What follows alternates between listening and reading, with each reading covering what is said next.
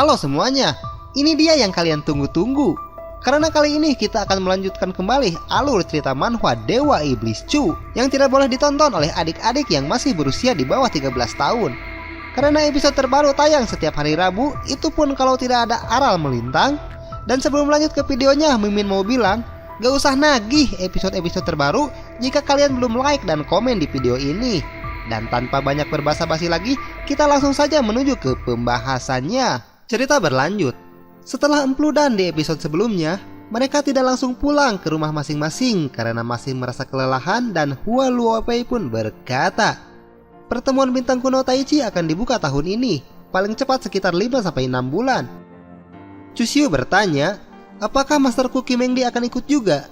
Hua Luopei menjawab, tentu saja Master Gunung Yunxia juga akan ikut, karena dia berkesempatan untuk bisa menerobos ke ranah Seng Wangjing atau alam Raja Suci jika dia pergi ke sana. Mendengar itu, Chuxiu pun mengkhawatirkan keadaan Kim Eng Di yang telah disegel basis kultivasinya, lalu berkata di dalam hatinya, Masterku yang sangat berharga, apa dia akan baik-baik saja? Sekarang dia hanyalah manusia biasa tanpa energi spiritual. Kalau sampai terjadi apa-apa kepadanya, dengan siapa aku berkultivasi ganda untuk kedepannya? Lalu Chuxiu membayangkan niat jahat yang tiba-tiba saja terpikirkan olehnya, di mana dia berniat mengikat Kim Eng Di ranjang dan tidak akan melepaskannya meskipun Kim Eng Di meronta-ronta agar Kim Eng Di tidak ikut dalam ekspedisi di bintang kuno Taichi. Membayangkannya saja sudah membuat Chuxiu merasa senang dan kembali berkata di dalam hatinya, apakah aku harus mengikatnya agar dia tidak bisa pergi kemana-mana? Jadi dia hanya akan tinggal di rumah saja, dan aku bisa berkultivasi ganda kapan saja dengannya. Hanya membayangkannya saja langsung membuatku ingin segera pulang ke rumah. Melihat Chuxiu yang mengkhawatirkan keadaan Kim Eng Di, Hua Luopei pun mencoba untuk meyakinkannya dan berkata, kau tidak perlu merasa khawatir seperti itu. Bagaimana kalau kita melanjutkan empludan ronde kedua? Hehe, aku hanya bercanda saja, karena Master Gunung Yunxia bukanlah wanita yang lemah. Dia adalah salah satu yang terkuat di antara rekan seangkatannya. Bagaimana denganmu? Apakah kau juga berniat untuk ikut ke sana? Hua Luopei pun terus menempel kepada Chuxiu karena di dalam hatinya dia masih ingin empludan. Tapi Chuxiu terlihat tidak tertarik karena dia sudah merasa puas dan berkata, aku tidak bisa melanjutkan ronde kedua karena pikiranku saat ini sedang bingung. Aku tidak tahu kemana aku akan pergi. Jadi biarkanlah langkah kakiku yang akan menuntunku menuju ke takdirnya. Aku mendengar orang suci Liu Hongyi pergi menuju daerah utara, tapi aku tidak tahu persis tempatnya berada. Jadi sepertinya aku juga akan pergi ke daerah utara untuk mencarinya. Lalu Chuxiu pun bangkit karena sudah saatnya untuk pulang dan menatap ke arah Hua Luopei sambil tersenyum lalu berkata, Kakak Hua, sudah saatnya kita untuk berpisah. Apakah kau tidak mau mengucapkan kata perpisahan kepadaku? Sementara Hua Luopei, dia langsung terdiam karena masih ingin tetap bersama Chuxiu selama mungkin. Kemudian, karena Hua Luopei bingung mau berkata apa-apa, dia tiba-tiba malah menurunkan kutangnya agar Chuxiu bisa tergoda dan kembali empludan dengannya. Tentu saja, nafsu birahi Chuxiu pun langsung bangkit dan kembali menyosornya. Meskipun Chuxiu sempat mengatakan tidak bernafsu untuk melakukan ronde kedua, tapi nafsu buas Hua Luopei yang malah meraba-raba batangnya membuat Chuxiu kembali menjadi birahi dan bersiap untuk kembali empludan. Dan sistem pun malah mengomporinya dengan berkata, player, ini kesempatan yang bagus, langsung saja digaskan. Hua Luopei yang malah ingin melanjutkan ronde kedua, dia berkata, aku akan membiarkanmu menikmatiku untuk kedua kalinya sebagai salam perpisahan. Aku hanya berpesan satu hal kepadamu. Jika kau menemui musuh yang lebih kuat di masa depan, tidak ada salahnya jika kau melarikan diri. Kakak Hua, ternyata kau memiliki birahi yang sangat tinggi. Tapi kau tidak perlu khawatir. Aku pasti akan menghindari pertarungan yang tidak perlu, agar bisa kembali ke sini dan menikah denganmu di masa depan. Dan mereka berdua pun melanjutkan ronde kedua semalaman, karena Chuxiu ingin menikmati Hua Luopei sampai puas sebelum mereka berpisah.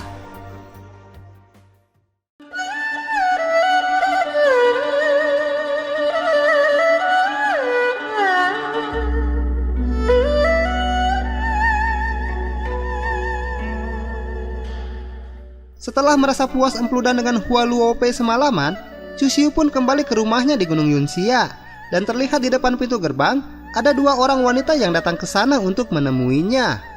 Ternyata wanita itu adalah Zhu Ziyue. Dia datang ke sana ditemani oleh Penatua Mo yang merupakan bawahan Master Agung Tai Suji. Dan Zhu Ziyue pun memberikan salam kepada Chu Xiu yang telah membukakannya pintu. Dia berkata, "Aku putri ketujuh Kekaisaran Dinasti Ming, Zhu Ziyue, memberi salam kepada putra suci Taisu." Chu Xiu pun menerima salam darinya dan berkata, "Salam kenal, kau tidak perlu merasa sungkan seperti itu kepadaku. Penatua Mo, kenapa kau membawa putri Zhu Ziyue ke rumahku?" ucap Chu Xiu yang ingin mengetahui alasan dari Penatua Mo. Setelah berbasa-basi, Chu Xiu pun tersenyum dan berkata di dalam hatinya, "Memang benar, gadis ini adalah keturunan dari Zhu Biyue. Erek parawan, erek rana digabres ku aing manyir," ucap Chu Xiu karena langsung terpikirkan hal kotor setelah melihat paras cantik Zhu Ziyue. Lalu Penatua Mo pun menjelaskan maksud kedatangannya ke sana dan berkata, "Aku mendengar bahwa putra suci Taisu akan turun gunung untuk melakukan perjalanan, dan kebetulan sekali kaisar baru Kekaisaran Ming telah naik tahta, dan Master Agung memintamu sebagai putra suci Taisu, aku, dan juga putri ketujuh Zhu Ziyue untuk pergi ke Kekaisaran Dinasti Ming dan menghadiri upacara penobatan kaisar atas nama wilayah tanah suci Taisu. Kakahua ini, sepertinya dia tidak ingin aku bebas," ucap Chu Xiu di dalam hatinya. Chu Xiu pun bersikap seperti biasanya setelah mengetahui maksud kedatangan mereka dan berkata, "Baiklah, lagi pula sekarang aku tidak memiliki agenda untuk pergi kemanapun. Jadi mari kita pergi ke upacara penobatan di Kekaisaran Dinasti Ming." Zhu Ziyue pun merasa senang mendengarnya dan sambil malu-malu dia berkata, "Sungguh merupakan kehormatan besar bagi kami, karena putra suci Taisu bersedia datang ke Kekaisaran Dinasti Ming kami." Zhu Ziyue pun tersenyum karena dia merasa sangat senang dan sambil menatap ke arah Chu Xiu dia berkata di dalam hatinya, "Tadinya aku berpikir bahwa dengan bisa mengundang Penatua Mo untuk datang adalah sesuatu yang sangat bagus, tapi aku tidak menyangka kalau putra suci Taisu juga bersedia untuk datang ke Kekaisaran Dinasti Ming kami." Karena Zhu Ziyue menatapnya seperti itu, Chu Xiu pun kembali teringat dengan wajah Zhu Biyue yang sangat mirip dengannya, dan Chu Xiu pun berkata di dalam hatinya, "Wajah gadis ini benar-benar sangat mirip dengan Zhu Biyue. Aku jadi teringat di saat 45 tahun yang lalu saat aku berada di ranah Sentonjing." Lalu Chu Xiu pun mengingat saat dirinya bertemu dengan Zhu Biyue yang merupakan putri pertama Kekaisaran Dinasti Ming pada waktu itu. Dan Chu Xiu pun seperti biasa, dia selalu mengemplut musuh-musuhnya yang berjenis kelamin perempuan dengan cara menyamar ataupun dengan cara paksa seperti yang Chu Xiu lakukan kepada Qin Mengdi. Pada waktu itu, Chu Xiu tidak melakukan kultivasi ganda dengan Zhu Biyue karena dia bukanlah seorang kultivator. Jadi Chu Xiu hanya melampiaskan nafsu birahinya karena Zhu Biyue memiliki wajah yang cantik sebagai seorang putri pertama Kekaisaran Dinasti Ming. Kembali lagi ke masa sekarang, Chu Xiu pun berkata kepada mereka berdua, "Kalau tidak ada hal lain yang ingin kalian sampaikan lagi, kita bisa berangkat besok pagi. Aku berjanji kepada Zhu Biyue untuk bertemu lagi dengannya, tapi aku tidak menyangka sekarang dia sudah memiliki keturunan. Aku penasaran siapa ayah dari gadis ini," ucap Chu Xiu di dalam hatinya. Zhu Ziyue pun berpamitan dari sana dan berkata, "Karena aku memiliki hal lain yang harus aku selesaikan terlebih dahulu, jadi aku permisi undur diri." Setelah mereka berdua pergi dari sana, Qin Mengdi pun menggunakan telepati untuk memanggil Chu Xiu. "Jika urusanmu telah selesai, cepat kembalilah ke sini." Chu Xiu pun terkejut karena tiba-tiba saja Qin Mengdi menyuruhnya untuk datang ke ruangannya. Tapi Chu Xiu menolak untuk menemui Qin Mengdi. Dia berkata, "Maaf, aku tidak bisa datang hari ini karena punggungku terasa sangat sakit sekali setelah semalaman berlatih dengan seseorang." Qin Mengdi yang sedang memakan buah-buahan di ruangannya pun dia merasa heran karena tidak seperti biasanya Chu Xiu menolak untuk menemuinya. Wajah Qin Mengdi pun langsung berubah menjadi serius dan berkata di dalam hatinya, "Biasanya dia sangat ingin untuk bertemu denganku, tapi dia menolaknya. Ini sungguh sangat tidak masuk akal. Memangnya dengan siapa dia berlatih semalaman? Padahal aku telah menyiapkan semuanya, tapi murid pengkhianat ini tidak mengatakan apapun kepadaku." Qin Mengdi pun tidak mengetahui kalau Chu Xiu malah sibuk empludan dengan Hua Luopei tadi malam yang membuat punggungnya terasa sedikit sakit.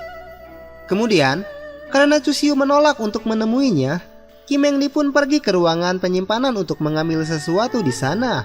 Dan terlihat Kim Eng Di mengambil sebuah kotak kecil setelah sempat mencarinya dalam waktu yang cukup lama. Kim Eng Di yang sudah mengenakan topeng rubah perunggunya kembali, agar orang lain tidak mengetahui kalau dirinya tidak memiliki energi spiritual, dia terlihat sangat senang dan tersenyum sambil memegang kotak kecil yang baru saja dia ambil. Sementara itu di halaman kamar Cusiu, dia terlihat sedang berkultivasi sambil menunggu waktu untuk pergi ke Kaisaran Dinasti Ming. Dan Ji Taimei yang terlihat sedang memanggang daging kelinci, dia merasa bosan dan berkata, "Kenapa anak ini menjadi sangat rajin? Dia menyempatkan diri untuk berlatih sebelum keberangkatannya. Dan itu membuatku merasa bosan, karena aku tidak memiliki teman untuk mengobrol." Cusiu pun fokus berkultivasi dan berkata di dalam hatinya, "Sepertinya aku belum mendapatkan hadiah setelah aku berhasil menerobos. Sistem, perlihatkan kepadaku apa hadiahnya." Dan muncul notifikasi yang mengatakan, "Player telah berhasil menerobos kerana Shen Qiaojing dengan cara yang ekstrim. Anda mendapatkan hadiah khusus, setengah efek dari teknik Zezimi. Apakah Anda akan menerimanya?" Sambil terus melanjutkan kultivasinya, Cusiu menjawab, "Ya, terima. Untuk hadiah dari pencapaian terobosanku kali ini, sistem memberikan aku salah satu dari 9 teknik Xingjimi." Kemudian, energi spiritual Cusiu pun berubah bentuk menyerupai master alkemis kuno. Dan Cusiu kembali berkata di dalam hatinya, "Zezimi adalah teknik penyembuhan yang paling kuat. Ketika aku mempraktekannya hingga tingkat yang sangat tinggi, aku dapat memulihkan tubuh asliku yang terluka parah hanya dengan 1 tetes darah saja. Dari segi berharganya, teknik ini tidak kalah dengan teknik Xingjimi. Dan dalam hal efek penyelamatan nyawa seseorang, bahkan bisa lebih baik dari yang sebelumnya." Cusiu pun menghentikan latihannya dan mengambil napas panjang lalu kembali berkata, "Satu-satunya hal yang patut disayangkan adalah Zezimi hanya memiliki setengah efeknya. Jadi efek penyembuhannya sangat berkurang. Tapi jika aku berhasil mendapatkan rahasia teknik Zezimi yang lengkap, aku bisa membuat prototipe jurus pedang yang ketiga." Melihat Cusiu yang sudah selesai berlatih, Ji Taimei pun menawarkan makanan kepadanya dan berkata, "Anak kecil, makanannya sudah matang. Apa kau tidak mau memakannya? Karena kau tidak bisa memakan ini semua setelah kau meninggalkan wilayah tanah suci Taisu." Cusiu pun meregangkan otot-otot di tubuhnya dan menjawab, "Tidak perlu, kau bisa memakan semuanya, karena aku ingin pergi untuk tidur siang." Setelah Cusiu pergi dari sana, Ji Taimei pun berniat memakan semua daging kelinci itu sendirian. Tapi tiba-tiba saja muncul bayangan seseorang yang berkata, "Anak ayam kecil, di mana murid pengkhianat itu?" Rupanya, itu adalah Kim Eng Di yang datang ke sana untuk mencari Cusiu, tapi Ji Taimei langsung menghadangnya dan berkata, "Dengarkan aku wanita, anak itu sedang tidur siang saat ini, dan tidak ada seorang pun yang bisa mengganggunya selama aku di sini untuk menjaganya." Tapi Kim Eng Di hanya diam saja setelah diancam oleh anak ayam seperti Ji Taimei dan tidak menanggapinya sama sekali. Kemudian, Kim Eng Di langsung berjalan menuju kamar Cusiu dengan melangkahi Ji Taimei dan berkata, "Kau pikir seekor anak ayam sepertimu bisa menghalangi jalanku?"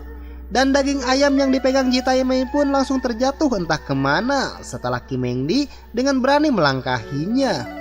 Lalu, di saat Ji Taimei melihat ke atas, tentu saja dia bisa melihat cangcut Kim Eng Di dengan sangat jelas. Dan terlihat dari dalamnya keluar beberapa helai bulu tipis yang membuat Ji Taimei langsung mimisan karena baru pertama kali dia melihat hal yang sangat membagongkan seperti itu. Setelah itu, Ji Taimei pun langsung tidak sadarkan diri karena dia kekurangan darah setelah melihat cangcut Kim Eng Di yang berwarna putih. Sementara Kim Eng Di, dia tidak memperdulikannya sama sekali dan masuk menuju kamar Cusiu sambil berkata di dalam hatinya, "Apakah murid pengkhianat ini benar-benar tertidur? Aku pikir dia berbohong kepadaku dengan mengatakan bahwa punggungnya terasa sakit." Kim Eng Di pun masuk ke kamar Cusiu, di mana di sana terlihat Cusiu yang sedang tertidur lelap dengan hanya menggunakan kolornya saja. Melihat Cusiu yang tertidur pulas tanpa pertahanan sama sekali, Kim Eng Di pun langsung menatapnya sambil tersenyum dengan wajah jahatnya. Pada saat bersamaan, Cusiu sedang bermimpi kalau dia sudah menjadi raja harem seperti yang diimpikannya selama ini. Dan di dalam mimpinya, Chusyu sedang mandi dengan 5 wanita bertubuh montok. Salah seorang dari mereka berkata, "Yang mulia putra suci, kemarilah dan mandi bersama kami."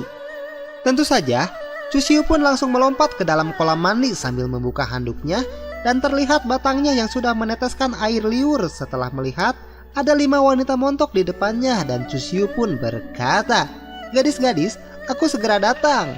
Tentu saja para gadis itu pun langsung fokus kepada batang Chusyu yang besar seperti pergelangan tangan. Setelah itu, Chusyu mulai dimandikan oleh mereka, dan Chusyu terlihat sangat menikmati momen itu karena impiannya selama ini untuk menjadi yang terkuat agar dirinya bisa menjadi raja harem telah tercapai. Melihat mimpinya itu, Chusyu pun merasa sangat senang dan tersenyum dengan wajah penuh birahi karena setelah mandi bersama, tentu saja mereka akan diemplot secara bergiliran olehnya. Tapi, tiba-tiba saja seseorang menjewer telinganya dengan sangat keras. Orang itu berkata, "Dasar murid pengkhianat, apa yang kau lakukan di sini? Aku menunggu di rumah tapi kau tidak kunjung pulang." Dan Chusyu pun terlihat sangat kesakitan setelah tiba-tiba saja ada orang yang menjewer telinganya. Rupanya, orang itu adalah Kim Mengdi yang datang ke sana sambil menggendong bayi. Dia berkata, "Bayi kita baru saja lahir dan kau malah bersenang-senang dengan para gadis ini. Apakah aku ini kurang cantik sehingga kau malah terus bermain wanita?" Tentu saja Chusyu merasa sangat terkejut karena Kim Mengdi melahirkan anak setelah hampir setiap malam disikat olehnya. Kemudian, Chusyu pun langsung terbangun dan berteriak dengan sangat keras, Tidak mungkin aku memiliki anak, karena itu akan menghambat jalanku menjadi raja harem." Mendengar Chusyu yang malah berteriak-teriak, Kim Mengdi yang duduk di sampingnya pun berkata, "Kau sudah bangun rupanya." Chusyu pun terkejut karena melihat Kim Mengdi ada di sana lalu bertanya, "Master, kenapa kau ada di sini?" Kim Mengdi menjawab, "Aku adalah mastermu, memangnya aku tidak boleh berada di dalam sini." Setelah itu, Kim Mengdi memberikan kotak yang diambilnya dari tempat penyimpanan harta, di mana di dalam kotak itu berisikan sumber daya yang cukup langka. Tapi Chusyu kembali berteriak karena dia masih terbawa mimpinya dan berkata, "Apa yang kau lakukan? Apa sekarang kau mau mencoba untuk meracuni suamimu setelah tadi kau menjewer telingaku?" Tentu saja Kim Mengdi merasa heran dengan sikap Chusyu yang terlihat ketakutan seperti itu. Lalu, setelah melihat dengan seksama isi dari kotak kecil itu, Chusyu pun terkejut dan berkata di dalam hatinya, "Bukankah ini adalah bunga amber tingkat 7?